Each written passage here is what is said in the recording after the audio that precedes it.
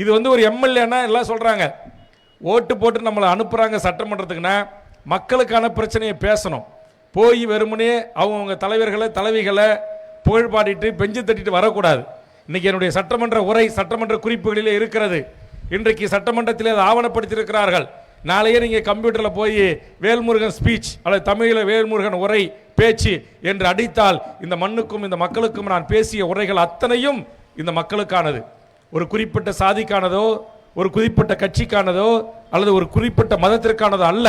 இந்த மண்ணில் வாழ்கின்ற 7 கோடி மக்களுக்குமானது. உலகம் முழுவதும் வாழ்கின்ற தமிழ்நாட்டில் இருந்து வெளிநாடுகளில் தங்கி வாழ்கின்ற அல்லது உலகம் முழுவதும் வாழ்கின்ற 12 கோடி தமிழ் மக்களுக்குமான ஒரு ஆக்கப்பூர்வமான உரையாக அது அமைந்திருக்கும்.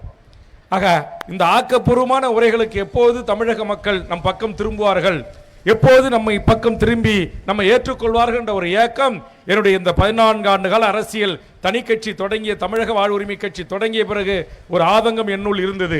அதுதான் இன்றைக்கு என்னாலே தேதி தர முடியாத வண்ணம் ஒவ்வொரு பகுதியிலும் ஒரு 300 பேர் 500 பேர் 1000 பேர் 2000 பேர் என்று தினந்தோறும் இன்றைக்கு இணைந்து கொண்டிருக்கிறார்கள். இந்த இணைப்பு சக்திகளை எல்லாம் ஒன்றாக திரட்டி ஒரு மாற்று அரசியலை முன்வைக்கிறோம்.